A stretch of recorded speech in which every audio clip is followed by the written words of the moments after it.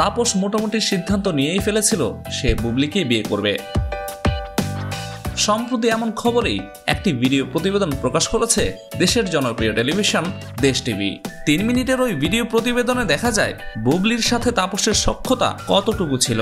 এর আগে তাপস ও বুবলির প্রেমের সম্পর্ক ফাঁস করেছিলেন তাপসের স্ত্রী ফারজানা মুন্নি এবং সেই প্রসঙ্গ নিয়ে তিনি অপু বিশ্বাসকে কলও দিয়েছিলেন এবং সেই প্রসঙ্গ সোশ্যাল মিডিয়াতে হয়েছিল ভাইরাল। তবে কিছুদিন পরই শাহরিয়ার নাজিম জয়ের একটি টক শোতে যেন ভুল পাল্টে ফেলেন ফারজানা মুন্নি। তিনি সেখানে তার হাজব্যান্ড তাপস ও বুবলিকে সেভ করে প্রোপাগান্ডা ছড়ান অপু বিশ্বাসের বিরুদ্ধে। সেই ভিডিও প্রতিবেদনে আর উল্লেখ রয়েছে তাপস বিভিন্ন নারীর সঙ্গে একাধিকভাবে সম্পর্কে লিপ্ত ছিলেন। শুধু তাই নয়, এমনকি তাপসের সন্তানের মা হওয়ার জন্য উঠে পড়ে লেগেছিলেন শবনম বুবলি।